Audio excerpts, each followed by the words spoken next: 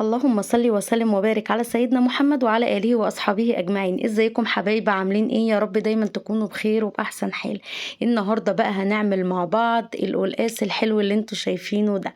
بصوا، مبدئيا كده انا واحدة من الناس اقسم بالله بحب القلقاس موت، بس كانت عقدتي ما بعرفش اعمله بسبب المزلقة اللي بتبقى فيه. بصوا بقى، النهاردة انا جايه لكم بطريقة قلقاس، والله والله انسوا بقى حاجة اسمها مزلقة دي خالص. مش هيبقى فيه اصلا مزلقه في القلقاس ولا الكلام دوت، هتاكلي احلى قلقاس ما كلتيهوش في حياتك. كملوا بس الفيديو معايا للنهايه وشوفي القلقاس انا عملته ازاي.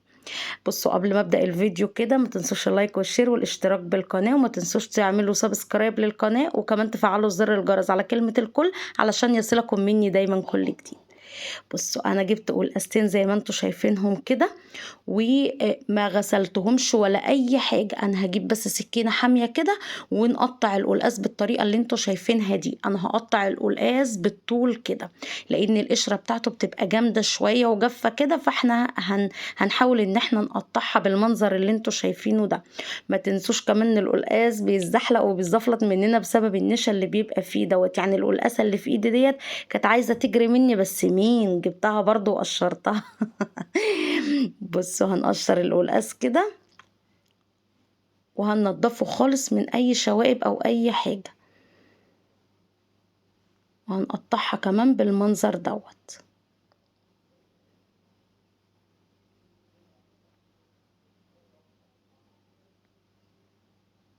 بصوا، قلتلكوا القلقاسية عايزة تجري مني، بس برضو جبتها وقطعتها. بصوا، طريقة سهلة جدا والله. انا من الناس اللي بتعشق القلقاس جدا، وجيت لكم بقى بطريقة بجد بجد بجد هتبهركم، ولا تغسليه ولا تتعبي ايدك فيه. بصي، عشان مبدئيا كده القلقاس ما يمزلقش منك، هتجيبي فانلة قطن نضيفة زي الفل زي ما انت شايفاها كده. انا قطعت القلقاستين وما غسلتهمش، وهمسكهم بقى كل حتة اقطعها، امسكها بالحتة، افركها جامد لحد ما شوفي انشف النشا اللي فيها.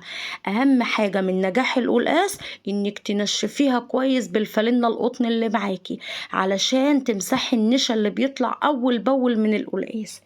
بصوا، بالطريقة ديت انا يعني انا اتعمدت ان انا اطول الفيديو في تقطيع القلقاس، علشان تشوفوا انا عملته ازاي وماشيه معاكم خطوه خطوه، للناس اللي بتعشق القلقاس زي حالاتي ونفسها تعمل القلقاس من غير ما يمزلق معاها ولا اي حاجه. اهو قطعت القلقاسية كده حتت مدورة، وامسكها حتة حتة بالفلنة، شوفوا اقطع مصارينها كده. لما النشا اللي فيها دوت يبقى حتى مش موجود، هتلاقوها مش بتمزلق معاكم ولا اي حاجة. امسحي القلقاس كويس جدا. طبعا اهو شايفين، والله الخطوة دي مهمة جدا، ده بقى سر نجاح القلقاس اصلا. طبعا احنا هنعمل القلقاس بتاعنا النهارده بسلق. القلقاس طبعا ليه كذا طريقه، ممكن تعمليه بقوطه، ممكن تعمليه بسلق، بس بسلق بيبقى خفيف شويه وطعمه حلو. طيب انا ليه مش بغسل القلقاس؟ ما هو انا لو غسلته هيبقى زيه زي البطاطس، ملوش طعم. القلقاس ملوش طعم اصلا. ناس كتير بتعمله بكذا طريقة، يعني كل شيخ زي ما بيقولوا وليه طريقة. بس بجد بجد أنا من عشق للقلقاس قلت لا، ده أنا لازم أجيب لك طريقة بقى لا تمزلق ولا يبقى فيك أي حاجة، وتبقى قلقاس كما قال الكتاب. بصوا، أهو خدت القلقاس بتاعي اللي كنت مقطعاه شرايح مدوره كده، وقطعته صوابع تخينه زي ما انتوا شايفينها كده. وبرده كل ما اقطعه همسكه افركه برده بالفالنة زي ما انتوا شايفين، علشان النشا او الماده اللي بتطلع منه دي كل ما تطلع اول باول هنفرك بالفالنة لحد بصوا ما يبقاش فيه ريحه نشا حتى. اهو بصوا، انا هقطع الكميه كلها صوابع تخينه كده، وبعد كده نمسكه كله ننشفه تنشيفه حلو. والله انا مرضتش اشيل من الفيديو او اقطع منه او اجري منه، يعني انا ممكن اكون مسرعاه شويه بس عشان وقت الفيديو، علشان خاطر اوريك الخطوات مظبوطه، يعني ما بقاش عملت حاجه مش باينه، كل الخطوات قدامك اهو. اهو قطعته صوابع تخينه، وامسكه بقى بالحته دي بقى، وفين اوعى وشك لحد النشا دوت خالص ما يبقى مش موجود فيه. انا لا بغسله ولا هجيب ناحيته ميه نهائي، الميه دي ما تجيش ناحيته نهائي كده زي ما انتوا شايفين اهو. هبدأ بقى ايه زي ما انتوا شايفين كده، اثبت عليه تاني برضو وامسحه كويس. يعني لازم، يعني هو من نجاح القلقاس دوت ان انت تنشفيه كويس جدا. هبدأ بقى اخد القلقاس بتاعي بقى اقطعه ايه بقى مكعبات كبيرة كده.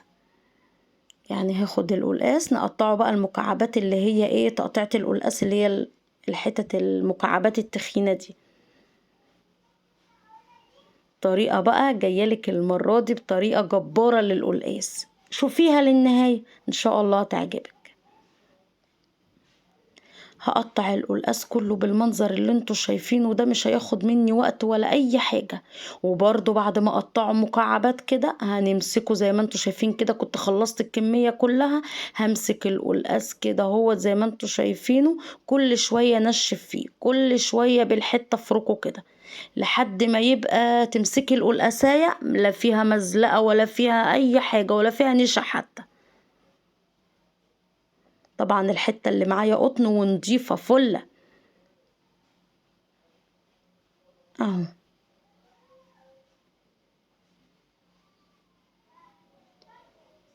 طبعا دي خطوة مهمة، خطوة مهمة للقلقاس ان احنا ننشفه كويس. نشوف بقى هنكمل باقي القلقاس ازاي. انا هنا معايا حلة على النار كبيرة، ومعايا فرخاية كبيرة حلوة 2 كيلو ونص كده، غسلتها كويس جدا. ولما المية غليت هنزل بيها بالمنظر اللي انتوا شايفينه ده. هنسلق بقى الفراخ معانا. طبعا القلقاس، عندك فراخ اعملي القلقاس بشوربة الفراخ، عندك لحمة اعملي القلقاس بشوربة اللحمة. يعني اهم اي شوربة تكون عندك، اي شوربة، مش هنعقد الامور ولا اي حاجة. هنا لما الفرخة بس خدت غلواية كده، وشلنا الريم اللي على الوش، نزلت بطماطمايه وبصلايه كبار حلوين كده. وكمان هنزل برشة ملح ورشة فلفل، وهنزل بكام ورقة معايا من ورق اللوري، بيدي للشوربة ريحة حلوة. كمان هنزل بمكعب واحد بس من المرقة. هنقلب بقى الكلام ده كله كده في قلب بعضه، وهنسيب الفرخة تستوي معانا. هنغطي عليها ونسيبها تستوي. نشوف هنجهز ايه تاني معانا للقلقاس. هجيب الكبة بتاعتي كده، كان معايا ربطة كزبرة، غسلتها كويس جدا، ربطة حلوة كده مليانة، تغسليها كويس جدا وتسيبيها لما تصفي وتقطعيها حتت كده بالشكل دوت في قلب الكبة. ربطة كزبرة غسلتها كويس جدا، ولما صفت حطيتها في الكبة وقطعتها بالمنظر دوت. هجيب معايا كمان معلقة واحدة مليانة من التوم الناعم، ما عندكيش توم مفروم ناعم حطيه في صوص.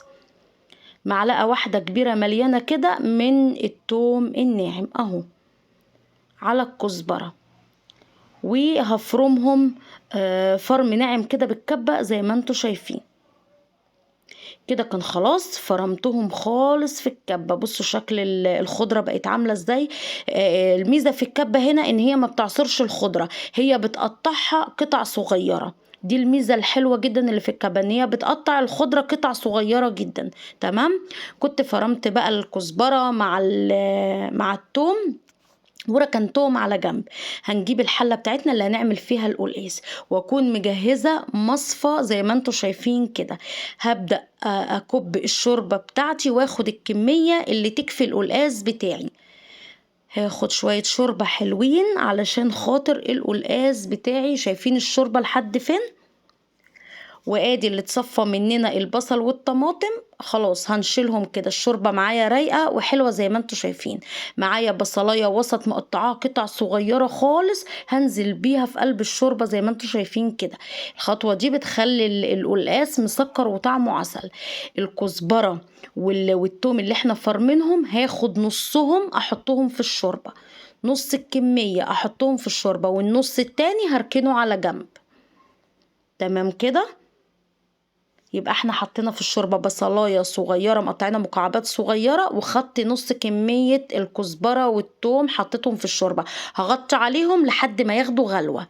اول ما المية تغلي معايا هسقط القلقاس بتاعي. كده كده زي ما انتوا شايفين كل شويه انشف في القلقاس، كل شويه انشف في القلقاس. بصوا هنا انا كنت بوريكم ما عادش فيه مزلقه ولا نشا ولا اي حاجه، تمسكي القلقاسيه كده ناشفه وماسكه نفسها وما فيهاش اي حاجه خالص. هنا بقى زي ما انتوا شايفين كانت الشوربه بتاعتي غليت، هنزل بمكعبين 2 من المرقه، ورشة ملح صغيرة خالص، ورشة فلفل برضو صغيرة خالص. ليه؟ لأن المرقة كان فيها ملح وفلفل، وكمان أنا حاطة مكعبين مرقة كده، هي مظبوطة مش محتاجة حاجة. تمام.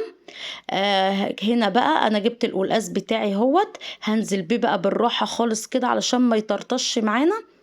اهو سقطته في الشوربة، هنقلبه بقى تقليبة حلوة. والخطوة دي مهمة جدا. انا بعد ما قلبته اهو هغطي على القلقاس واسيبه متغطي تلت ساعة، مكشفش الغطا من على القلقاس غير بعد تلت ساعة. الخطوة دي بتمنع المزلقة نهائي. اهو عبال القلقاس بتاعي بقى ما يستوي انا هجيب السلق بتاعي ونشوف هنعمل فيه ايه. بصوا انا قطعت العود بتاع السلق، وخدت الورقة الخضراء العريضة اللي انتوا شايفينها دي. طبعا انا غسلتها كويس جدا جدا تحت المية، بالمية بتاعت الحنفية عادي. غسلت السلق كويس جدا اهو، خدت الورقة العريضة ديت وقطعت العيدان بتاعته. تمام كده، ده السلق، سلق فقط ما معهوش خضرة ولا اي حاجة. هاجي بقى بكاتل مية سخنة كده وهنزل على الورق بتاع السلق كده بكمية مية سخنة حلوة جدا، وهجيب السباتيلا معايا وهضغط على الورق في المية السخنة كده. انا عايزة الورق منه يتطهر كده بالمية السخنة ومنه يدبل، انا عايزة ادبل السلق معايا. تمام. ليه هدبل السلق بالمية السخنة؟ علشان هضربه في الخلاط.